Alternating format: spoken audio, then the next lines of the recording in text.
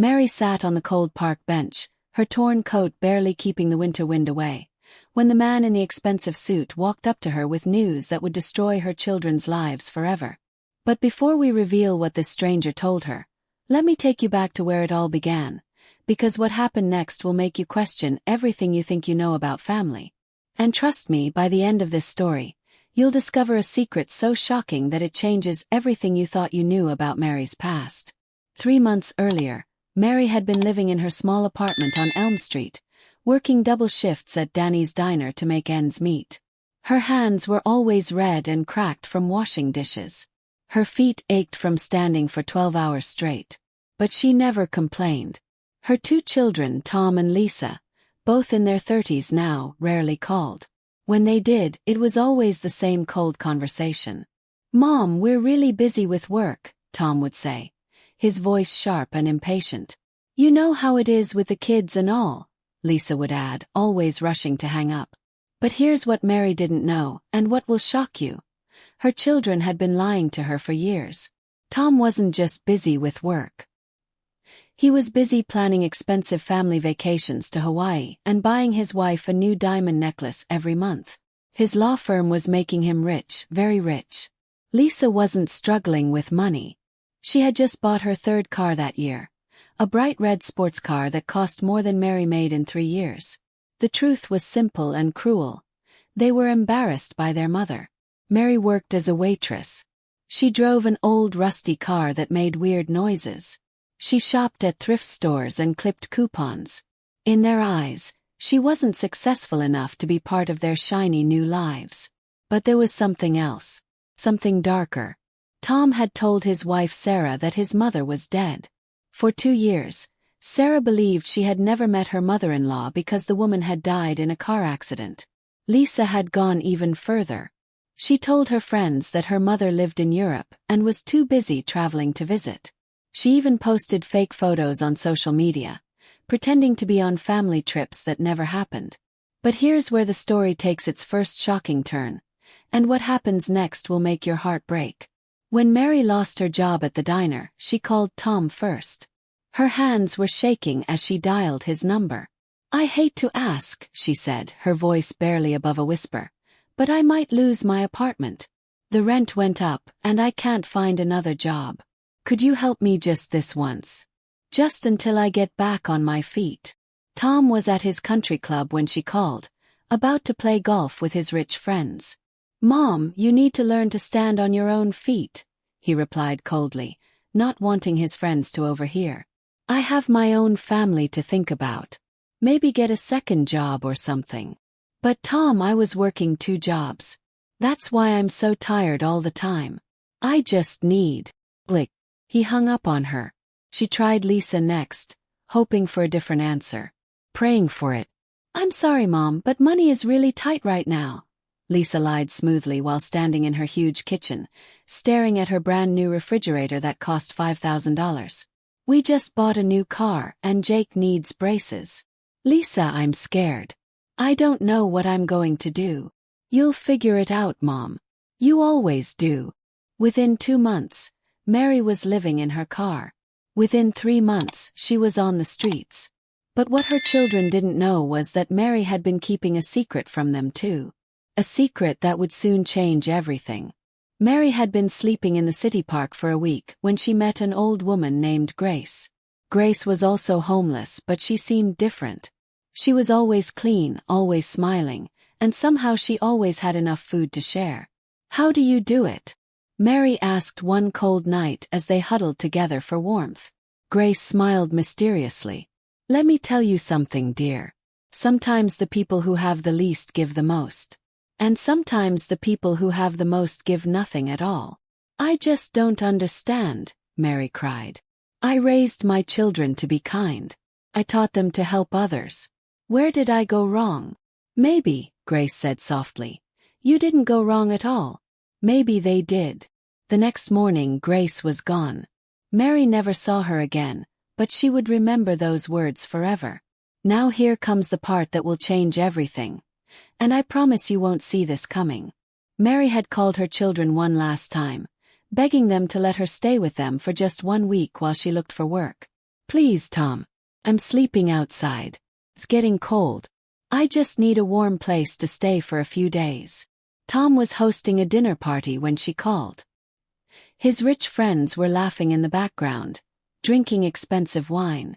I'm not running a homeless shelter, he said harshly, stepping into another room so his guests wouldn't hear. Maybe this will teach you to be more responsible with money. But Tom, I worked my whole life. I raised you and your sister alone after your father left. I gave you everything I had. That's your problem, Mom. You gave away everything instead of saving for yourself. I can't fix your bad decisions. Lisa was even worse. When Mary called her, she was at her son's school, surrounded by other rich mothers. It's embarrassing, Mom, Lisa whispered angrily into the phone. What will the neighbors think?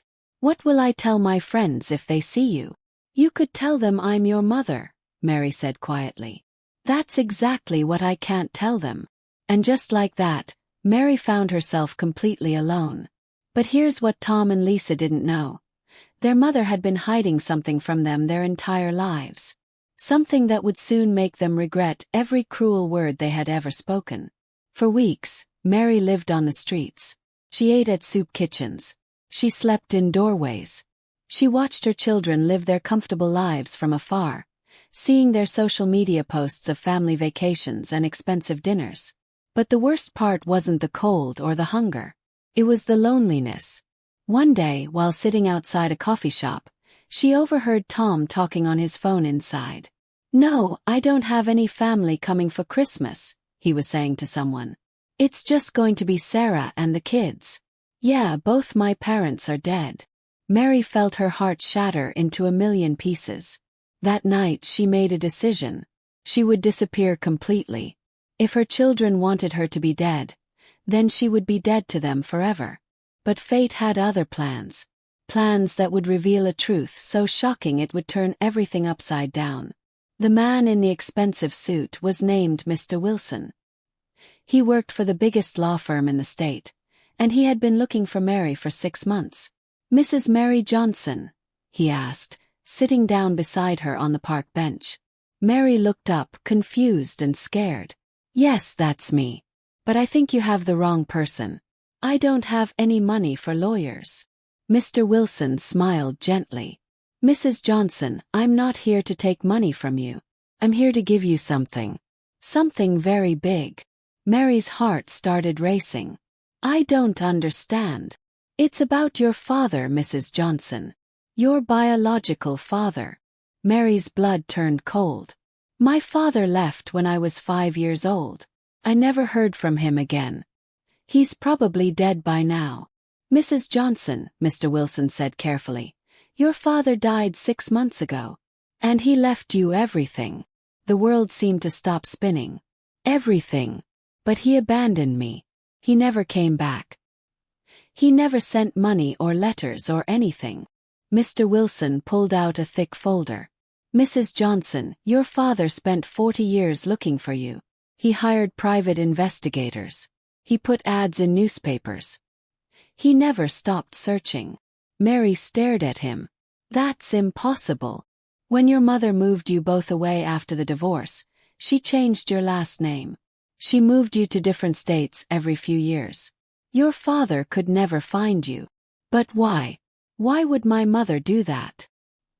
Here comes the twist that will blow your mind. Because everything Mary thought she knew about her childhood was a lie. Mr. Wilson opened the folder. Your father wasn't a bad man who abandoned his family, Mrs. Johnson. He was a good man who fought for custody and lost. Your mother told the courts he was dangerous. She lied. Mary felt dizzy. What are you saying? Your father built a business empire looking for you. Every dollar he made, he saved for the day he would find his daughter. Real estate, investments, technology companies. Mrs. Johnson, you've just inherited $60 million. Mary couldn't breathe. 60 million, she whispered. There's more, Mr. Wilson said. Your father knew about your children. He had investigators watching your family for the past 5 years. What? Why? He wanted to make sure his money would go to the right people. people who deserved it. But what Mr. Wilson said next would change everything Mary thought she knew about her own life. "Mrs. Johnson, your father also left you something else. Something that will shock you." He handed her a sealed envelope. "What is this?" "It's a letter. From your mother. She wrote it before she died, but she made your father promise never to give it to you unless something happened to both of them." With shaking hands, Mary opened the envelope. The letter was short, but every word felt like a knife in her heart. "Mary, if you're reading this, then you know the truth about your father. I'm sorry I lied to you. I'm sorry I kept you from him. I was young and angry and stupid. Your father was a good man who loved you more than anything in the world. He fought for you every day until the day he died. Please forgive me. Please forgive us both." Mary looked up at Mr. Wilson with tears streaming down her face. "She lied to me my whole life. I'm afraid so. But Mrs. Johnson, there's something else you need to know. Something about the inheritance." Here's where the story gets really good, because Mary's father had left one final surprise. "Your father put conditions on the inheritance," Mr. Wilson explained. "He wanted to make sure his money went to people who understood the value of family." "What kind of conditions?" "He said the money should only go to family members who showed love and kindness when it mattered most. He had investigators watching your children for years." Mary thought about Tom and Lisa, about how they had treated her when she lost everything. What did the investigators find? Mr. Wilson's face grew sad. "I'm sorry, Mrs. Johnson, but your children failed every test." He showed her photos. Photos of Tom at expensive restaurants while she was sleeping in the park. Photos of Lisa buying designer clothes while her mother ate at soup kitchens. "But there's more," Mr. Wilson said. "They documented every conversation, every lie your children told about you." Mary saw the reports. Tom telling his wife she was dead. Lisa telling her friends she lived in Europe. Both of them pretending she didn't exist while she suffered alone on the streets. "There's something else," Mr. Wilson said quietly. "Your children have been telling people you died 2 years ago. They even took out a life insurance policy on you." Mary's heart stopped. "What?" "They've been collecting money, Mrs. Johnson. Money from a fake life insurance policy, claiming you died in a car accident." The room started spinning. But the biggest shock was still coming. "How much money?" Mary whispered. $50,000. Each. Mary felt sick. Her own children had been making money from her fake death while she lived homeless on the streets. But then Mr. Wilson smiled. "However, Mrs. Johnson, your father was very smart. He had his investigators document everything. Your children don't know it yet, but they're about to be arrested for insurance fraud." Now here comes the moment that will give you chills, because Mary's revenge was about to be perfect. Mary made a decision that surprised even Mr. Wilson. "I want to see them one more time," she said. "Before they get arrested. Before they find out about the money." "Are you sure, Mrs. Johnson? I want them to see what they threw away. I want them to understand what they lost." For one more week, Mary pretended to still be homeless. She called Tom and Lisa one final time. "Please," she begged Tom over the phone. "I'm sick. I'm sleeping in the cold. I just need help. Just once." Tom was at a fancy restaurant with his wife, celebrating their anniversary. "I told you already, Mom. Stop calling me. I can't help you and I won't help you." "Tom, I'm your mother." "You're nobody's mother," he said cruelly. "You're just a homeless woman who gave birth to me. That doesn't make you family." Lisa was even worse. When Mary called her, she was shopping for a new dress that cost more than Mary had earned in a month. "I'm changing my phone number," Lisa said coldly. "Stop calling me. Stop existing in my life." "Lisa, I love you. Love doesn't pay bills, Mom. Love doesn't buy houses or cars or nice things. You chose to be poor. Now live with it." But what Tom and Lisa didn't know was that their cruel words were being recorded. And those recordings would soon destroy their lives. 1 week later, Mary walked into the fanciest law office in the city. She was wearing a beautiful new dress and a smile that could light up the world. Mr. Wilson had arranged everything perfectly. "Are you ready, Mrs. Johnson?" "I'm ready." Mr. Wilson made 2 phone calls. "Mr. Tom Johnson. This is Wilson and Associates. We need you to come to our office immediately. It's about your mother. Ms. Lisa Parker. This is Wilson and Associates. We need you to discuss your mother's estate." Both Tom and Lisa rushed to the law office, thinking Mary had finally died and left them something. When they walked into the conference room, they froze. Mary was sitting at the head of a long table, looking healthier and happier than they had seen her in years. "Hello, Tom." "Hello, Lisa." "Mom," Tom stuttered. "What are you doing here? And how did you afford those clothes?" "Sit down," Mary said calmly. They sat, looking confused and angry. "What is this about?" Lisa demanded. Mary looked at her children, really looked at them, for the first time in months. "I wanted to give you both one last chance," she said. "One last chance to show me that you still had love in your hearts for your mother." "What are you talking about?" Tom snapped. Mr. Wilson stepped forward with a smile. "Your mother has just inherited $60 million. The color drained from both their faces. "What?" Lisa whispered. $60 million, Mary repeated. "From the grandfather you never knew. The father who never stopped looking for me." Tom's mouth fell open. "Mom, we didn't know."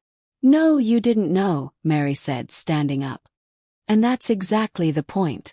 When you thought I was just a poor, homeless woman, you treated me like garbage. You told people I was dead. But the final twist was still coming, and it would destroy them completely." Tom and Lisa both started talking at once, making excuses, saying they were sorry, begging for forgiveness. But Mary held up her hand. "Your grandfather was very smart," she said. "He put conditions on this inheritance. Conditions you both failed." She nodded to Mr. Wilson, who placed a stack of papers on the table. "These are reports from private investigators," Mary said. "They watched you for 5 years. They saw how you treated me. They heard every cruel word." Tom's face went white. "What does that mean?" "It means," Mary said, her voice strong and steady, "that you get nothing." The room was silent except for Lisa's quiet crying. "But that's not all," Mary continued. Mr. Wilson placed another stack of papers on the table. "These are copies of the life insurance policies you both took out on me. The ones you used to collect money by claiming I was dead." Tom and Lisa looked at each other in panic. "That's insurance fraud," Mr. Wilson said. "And it's a felony." "But Mom," Lisa cried, "we're your children." Mary looked at them both with sadness but also with something new: power. "You were my children," she said. "But children don't lie about their parents being dead to collect money. Children don't abandon their mothers on the streets." She turned to Mr. Wilson. "Are the police coming? They should be here any minute." Tom jumped up. "Mom, please. We can fix this. We can make it right. You had 50 years to make it right, Tom. You chose not to." Lisa fell to her knees. "Please, Mom. I'll do anything. I'll take care of you. You'll go to jail," Mary said simply. "And I'll use this money to help other parents who have been forgotten by their children." But Mary had saved the biggest shock for last. She walked over to a window and looked out at the city. "There's one more thing you should know," she said without turning around. "What?" Tom whispered. "The homeless woman you passed on the street last week. The one you stepped over without looking at. The one you told to get a job." They stared at her. "That was me." The realization hit them like a truck. "And the woman you saw at the soup kitchen when you drove by in your fancy car, Lisa? The one you laughed at with your friends?" Lisa's face crumbled. "That was me too." Mary turned around to face them one last time. "You had so many chances to choose love. You chose greed instead. You chose pride instead. You chose lies instead." The police arrived just as Mary was finishing her speech. As Tom and Lisa were led away in handcuffs, Mary felt something she hadn't felt in years. But the story doesn't end there, because Mary had one final surprise that will restore your faith in humanity. 6 months later, Mary opened the Grace Home for Forgotten Parents. It was a beautiful building that provided shelter, food, and love for elderly parents who had been abandoned by their children. She named it after the mysterious homeless woman who had shown her kindness when she needed it most. But here's the part that will make you cry. On opening day, an old woman walked through the doors. She was clean, well-dressed, and smiling. "Grace," Mary whispered. The woman smiled. "Hello, dear. But you were homeless. You were living in the park." Grace's eyes twinkled. Sometimes angels wear old clothes and sleep under the stars. Sometimes they need to find the people who truly need them. Mary stared at her in amazement. "Who are you really?" "I'm someone who was sent to make sure you never gave up hope. And to make sure you understood that your worth was never measured by how much money you had in the bank." "Were you sent by my father?" Grace smiled mysteriously. "Love finds a way, Mary. Love always finds a way." As Grace walked away, Mary realized something incredible. She had lost her children, but she had found her purpose. She had lost her home, but she had found her strength. She had lost everything she thought mattered, but she had gained everything that really did matter. And as she watched dozens of forgotten parents find hope and love in her new home, Mary understood the most important truth of all. Sometimes you have to lose everything to discover that you were never really poor to begin with.